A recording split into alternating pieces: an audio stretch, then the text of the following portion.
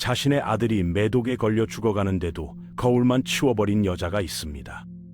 황제의 여자들 머리를 빗다가 머리카락 한 올이라도 빠지면 그 자리에서 목을 쳤고, 밤마다 젊은 남자들을 불러들여 하룻밤을 보낸 뒤에는 어김없이 살해해버렸죠. 한 끼 식사에 120펜가지 요리를 차려놓고 농민 10,000명이 하루 먹을 쌀값을 썼으며, 나라가 전쟁에서 지고 있는데도 자기 생일 파티에 10,000냥을 쏟아부었습니다. 청나라를 47년간 소나귀에 쥐고 흔들었던 이 여자, 바로 서태후입니다. 중국 역사상 가장 잔인하고 사치스러웠던 이 희대의 악녀가 어떻게 권력의 정점에 올랐는지 그 소름 끼치는 이야기를 들려드리겠습니다. 서태후의 본명은 예허나라 씨, 1835년 북경에서 하급 관리의 딸로 태어났습니다. 아버지가 지방관으로 떠돌아다녔기 때문에 어린 시절부터 관료 사회가 어떻게 돌아가는지를 눈으로 보고 배우며 자랐죠. 평범한 관리의 딸로 살 수도 있었던 그녀의 인생이 완전히 뒤바뀐 건 17살 때였습니다. 뛰어난 외모 덕분에 청나라 9대 황제 한풍제의 눈에 들어 궁녀로 뽑힌 거예요. 그렇게 서태후는 청나라의 호화로운 황실 정원인 원명원에 발을 들이게 되었습니다. 문제는 후궁 중에서도 최하위 등급에 속했다는 겁니다. 당시 청나라 황실에는 후궁들에게 엄격한 계급 체계가 있었거든요. 서태후는 6급에 해당하는 아주 낮은 위치에서 시작해야 했습니다. 하지만 이 여자의 야망은 보통이 아니었어요. 황후의 자리에 오르기 위해 태감들에게 뇌물을 뿌렸고, 황제가 자주 지나다니는 길목을 일부러 서성거리며 눈도장을 찍으려 했죠. 서태후의 미모 관리는 정말 집착에 가까웠습니다. 새똥으로 만든 비누로 세수를 했고, 피부를 희게 만들기 위해 매일 진주를 갈아 먹었으며, 젊은 유모 2명을 불러다 신선한 모유를 하루 한 잔씩 마셨거든요.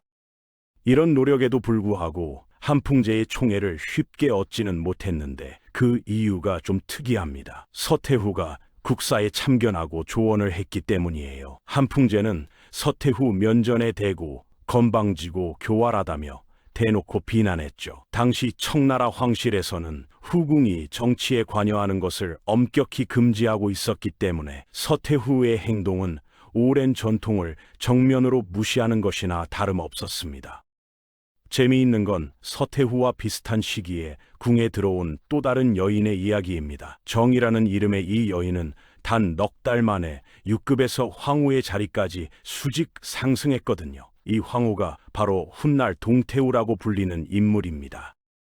서태후는 늘 그녀를 시기하고 질투했죠. 하지만 서태후는 사람들의 비난에도 아랑곳하지 않고 황제를 향한 구애를 멈추지 않았습니다. 결국 뛰어난 노래 실력으로 한풍제의 관심을 끌어 승은을 입었고 의빈에 책봉되었습니다.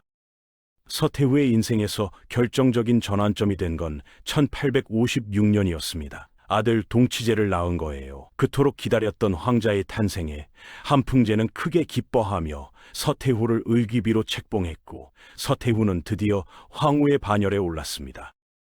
이런 상황에서 서태후는 한풍제의 총애를 유지하는 데 전력을 쏟았는데, 그 대가로 포기한 게 바로 아들 동치제의 양육이었습니다. 출세를 향한 열망이 모성애를 완전히 이겨버린 거죠.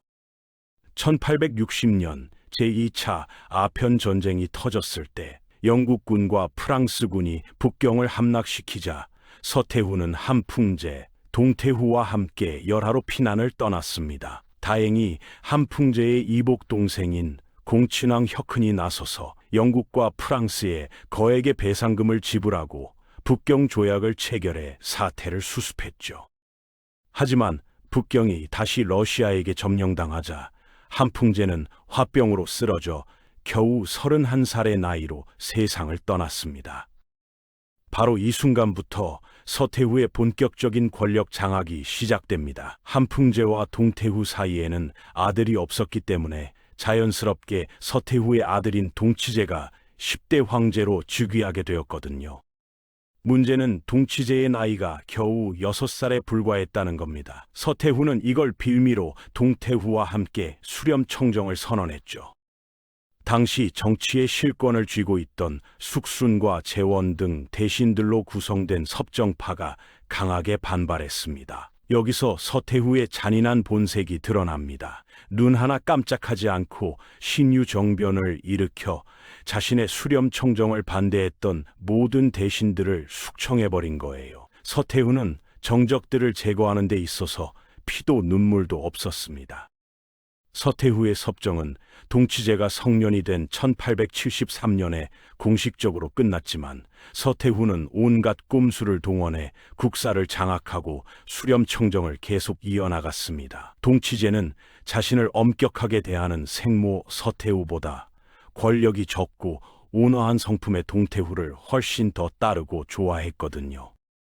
눈치가 빨랐던 서태후는 이미 이 모든 상황을 파악하고 있었고 동치제가 자신보다 동태후를 편애하는 것을 마음에 들어하지 않았습니다.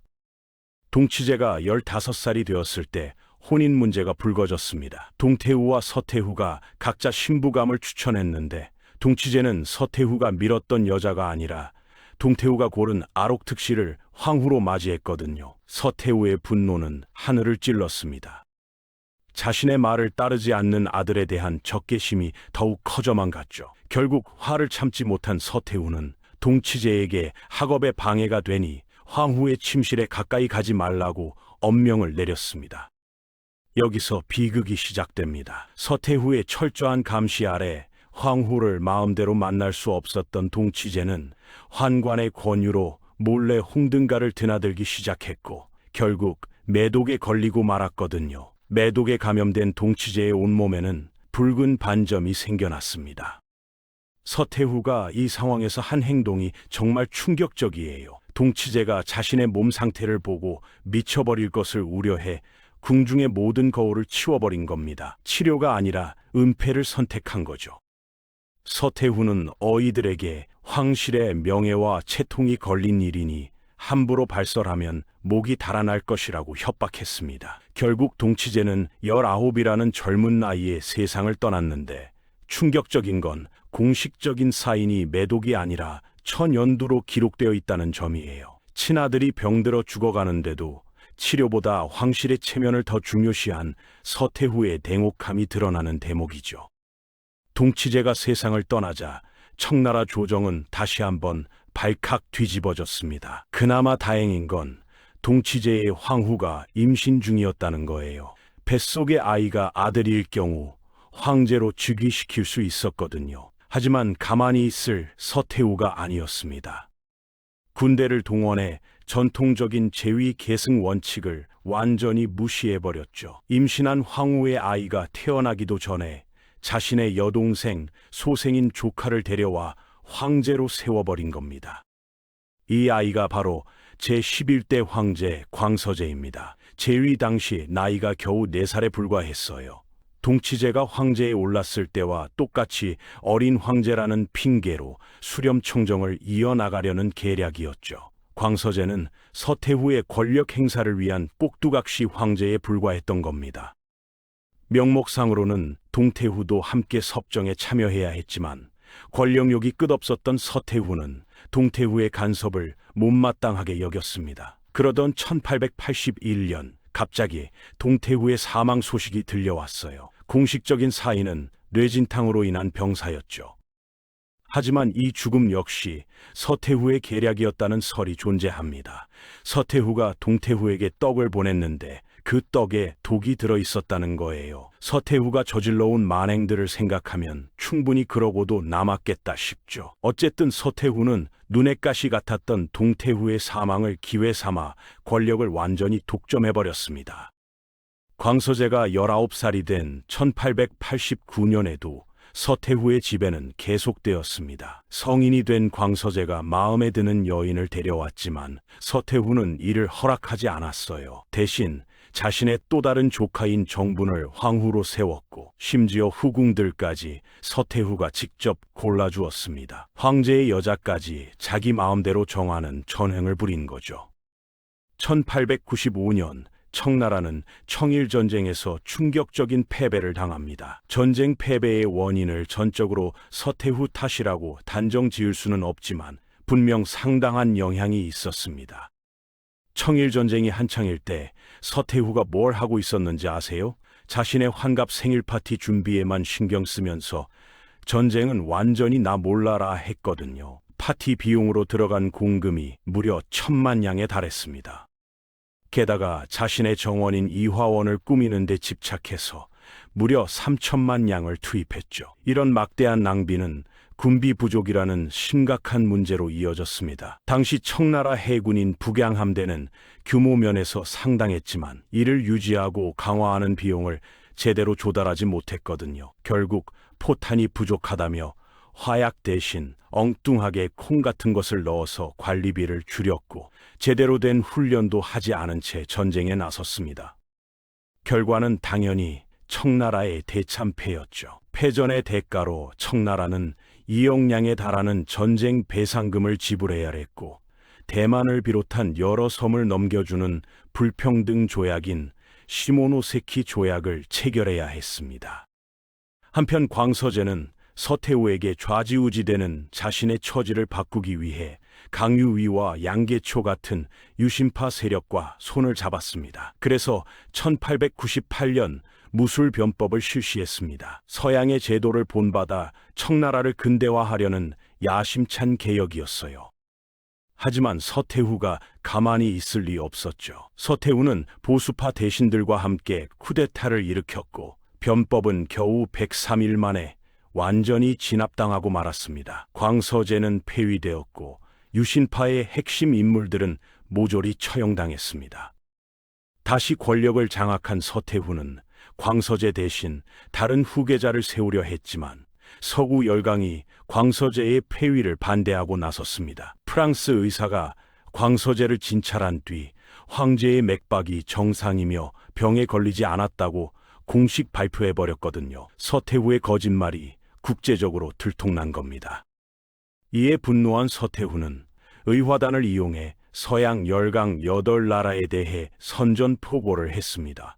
의화단은 외국인과 기독교인을 무차별 공격했고 이에 대응해 8나라 연합군이 북경을 함락시켰죠. 선빵을 날렸다가 오히려 처참하게 당한 거예요. 서태후는 광서제와 함께 평민 복장으로 갈아입고 피난길에 올랐는데 그 과정에서 먹을 것과 물도 없이 이틀을 굶어야 했습니다.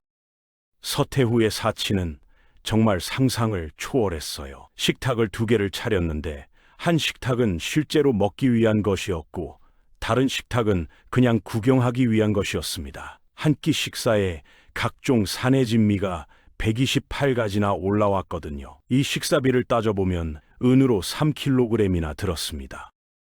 그 당시 은 3kg이면 쌀 5,000kg을 살 수 있었고 농민 10,000명이 하루를 먹을 수 있는 양이었어요. 서태후는 같은 음식을 3번 이상 먹지 않을 만큼 까탈스러웠고 금박이 입혀진 비단 옷들을 셀 수도 없을 만큼 많이 소유했는데 귀금속을 제외하고 옷만 해도 3,000여 상자가 넘었거든요. 뿐만 아니라 서태후는 괴팍하고 잔인한 성격을 지니고 있어서 대신들이나 내시, 궁녀들은 서태후 앞에서 말 한마디도 제대로 못했습니다. 서태후는 심한 탈모를 앓고 있었기 때문에 머리 손질에 특히 예민했는데 머리를 빗을 때 머리카락이 한 올이라도 빠지면 빗질을 담당한 궁녀는 그 자리에서 처형당했습니다. 이 때문에 궁녀들은 일부러 소매가 넓은 옷으로 갈아입고 머리를 빗었어요. 소매가 넓으면 빠진 머리카락이 소매 속으로 들어가서 서태후가 눈치채지 못했기 때문이죠. 살아남기 위한 처절한 생존 전략이었습니다. 서태후는 권력욕과 사치에만 미친 게 아니라 성욕도 대단했습니다. 나이가 들어서도 매일 밤 젊은 남자를 불러들였거든요. 중국 전역에서 젊은 남자들을 은밀하게 모집해 관계를 가졌는데 문제는 그 다음이었습니다.